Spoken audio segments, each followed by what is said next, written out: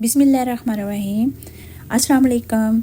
आज मेरा टाइटल आप देख के थंबनेल से समझ ही गए होंगे कि मैं किस चीज़ की बात कर रही हूँ। खुशखबानी की बात कर रही हूँ। खून बनाने की फैक्ट्री हैं ये सुनहरी दाने। कुदरत का ये ऐसा अजीम फल है जो बहुत सारी बीमारियों में आपके लिए मददगार होता है, चाहे खूबसूरती हो, चाहे बाल बढ़ाना हो, चाहे आपकी सेहत के मसाइल हों।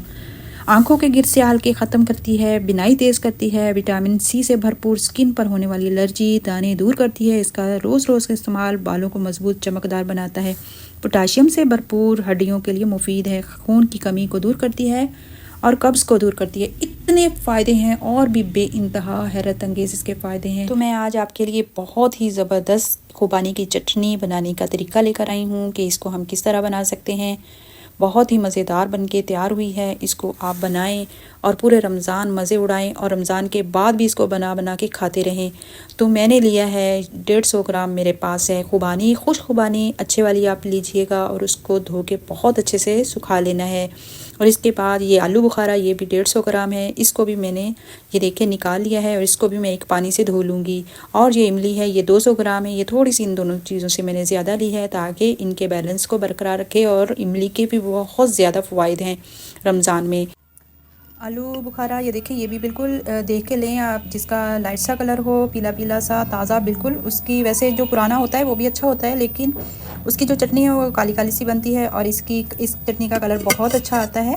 और इसको हम अच्छे तरीके से धो लेंगे अच्छी तरह। जो इसके ऊपर ऐसे मट्टी वगैरह गर्द वगैरह जमी हुई होती है, और इसको साफ़ सुथरा हम इस तरह अच्छी तरह मसल के एक दो दफ़ा निकाल लेंगे।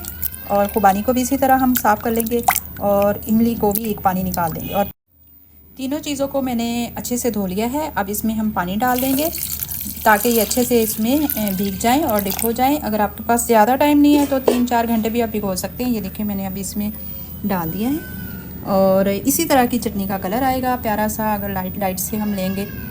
तो ये देखिए मैं अभी रात भर के लिए इसको रख दूँगी, तो इंशाल्लाह सुबह मिलेंगे और फिर कैसे बनानी है चटनी। जो तूने अल्लाह से लौ लगाई तो दिल में खौफे ज़वाल कैसा। तो बिस्मिल्लाह करते हैं, हम अपनी रेसिपी को शुरू करते हैं। ये मैंने छोटी जो तलहारी मिर्च होती है और 10-12 दाने इसके लिए हैं और इसको भी मैंने भिगो दिया था। आप इसको क्रश कर लेंगे और करके कढ़ाई में हम रखेंगे। इस चटनी को बनाना शुरू करते हैं। और ये देखिए मैंने इसको क्रश करके डाल दिया है थोड़ा सा, और थोड़ा सा पानी डाल दिया है।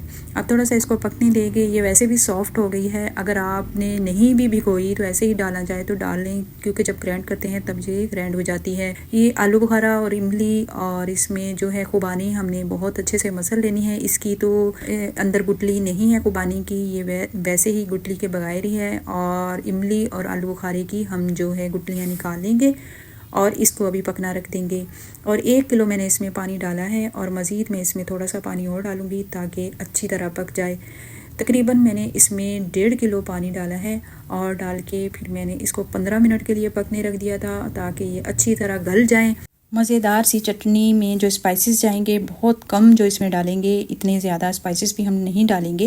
ये देखिए ये अजवाइन ली है मैंने 1 टीस्पून, और इसमें ज़ीरा लिया है 1 टीस्पून, और इसमें पिंक सॉल्ट लिया है 1/2 टीस्पून, और इसमें गुड़ लिया है तकरीबन। मैं इसमें जो मैंने डाला था वो मैंने 200 ग्राम इसमें डाला था पहले, और बाद में फिर मज़ीद थोड़ा सा और डाला था। तकरीबन मैंने 250 ग्राम इसमें गुड़ डाला है।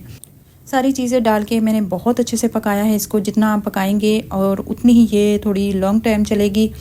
और रमज़ान आप इसको बना के 2 महीने तक इसको स्टोर कर सकते हैं। ये देखिए अच्छे तरीके से ये पक रही है। और अब इसमें मैं थोड़ा सा जो काला नमक है वो डाल दूँगी। इसका टेस्ट बड़ा ज़बरदस्त आता है। तकरीबन इसको पकते हुए तकरीबन हमारे 25 मिनट हो चुके हैं। अब मैं इसमें चेक करेंगे कि इसमें सारी चीज़ें परफेक्ट हैं।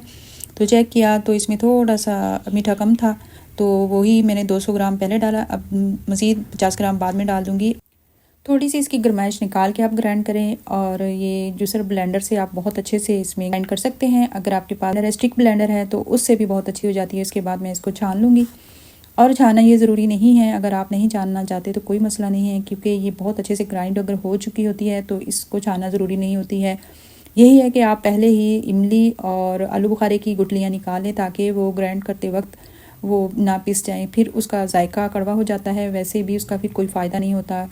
और इसमें मैं डाल दूँगी मज़ीद 50 ग्राम गुड़, और इसमें टोटल अब क्या है तकरीबन 250 पौने 300 ग्राम मैंने इसमें गुड़ डाल दिया है। और आप चाहें तो इसकी जगह आप चीनी भी डाल सकते हैं, लेकिन गुड़ से ये हाजमेदार भी बनती है और इसका कोई नुकसान भी नहीं होता। और इसको बीपी हाई ब्लड प्रेशर के जो पेशेंट है वो थोड़ा कम खाएं। जब पक जाती है तो इसको हम चेक करेंगे कि ये बिल्कुल हमारी स्मूथ सी चटनी तैयार हो गई है। जैसे ये बुलबुले उठते हैं तो यही समझ जाना चाहिए कि ये हमारी चटनी बनके तैयार है।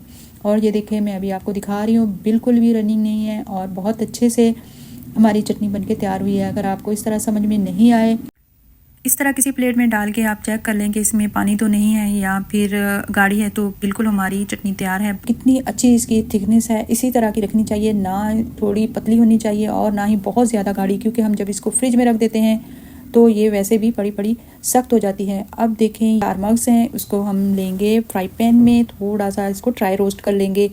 इस तरह इसका जायका बड़ा ज़बरदस्त आता है, बहुत हेल्दी होते हैं ये जो हमारी सेहत के लिए। ये 4 मग्स जो सेहत के लिए बहुत, ये सेहत का ये भी ख़जाना है। तो इसको ड्राई रोस्ट करेंगे, ड्राई रोस्ट करके हम ये इसके अंदर डाल देंगे। आप चाहें तो बीच में ऐसे ही डाल दें, साथ में ही पक जाएंगे, लेकिन इसका जायका तभी आता है जब इसको हम ड्राई रोस्ट करते हैं और बाद में चटनी में इसको डालते हैं।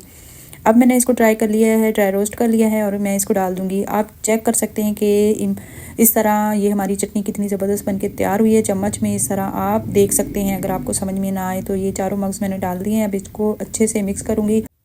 ये चटनी कब्ज़ कुशा होती है, खुराक को जल्द हज़म करती है, जिगर की सख्ती को दूर करती है, डकारें जिनको आती हैं उनको रोकती है, जिस्म में तवानाई पैदा करती है। और खुबानी का जो मुरब्बा है दिल, मैदा और जिगर को ताकत देता है। ये बेहतरीन ग़िज़ाइयत होती है जो इंसानी जिस्म के लिए बहुत ज़रूरी है। खुबानी वज़न कम करती है, खुबानी हड्डियों को मजबूत करती है, खुबानी अमराज़ क़ल्ब से बचाती है, खुबानी जिगर की बीमारियों से इंसान को महफूज रखती है। इतने ज़्यादा फ़ायदे कि बंदा हैरान हो जाता है। ये बहुत सारी बीमारियों में आपके लिए मददगार है। ये चटनी नहीं है, ये बहुत बड़ा जो सेहत का ख़जाना है। इसको बनाते रहें और इसको गर्मियाँ सर्दियाँ दोनों सीज़न में खाते रहें। जी कहते हैं जिस चीज़ का हमें फ़ायदा मालूम नहीं होता तो हम उसको इस्तेमाल में नहीं लेकर आते। जब हमें चीज़ जो फ़ायदा नज़र आता है तो हम उसको शौक़ से करते हैं। तो आज मैंने आपको इतने इसके ज़बरदस्त फ़ायदे बताए हैं, शायद आपको किसी ने ही ना बताए हों। तो इस तरह की चटनी बनाएं और खाएं और ढेरों मुझे दुआएं देंगे कि इतनी ज़बरदस्त है। इससे इतना ज़बरदस्त फ़ायदे होते हैं कि लोगों से अपनी तारीफ़ सुनते जाइए। लोगों को बंदा ज़्यादा तकलीफ़ें बताए तो बंदा कमज़ोर पड़ जाता है। उम्मीद करूँगी आपको मेरी ये वीडियो पसंद आई होगी। अगर आप पसंद आए तो लाइक शेयर लाजमी कीजिएगा। बहुत सारी दुआओं के साथ भी ईमानुल्लाह। अस्सलाम वालेकुम वरहमतुल्लाहि वबरकातुहू। नहीं ना, वो अल्लाह ही है जो तुम्हें यहाँ तक ले आया।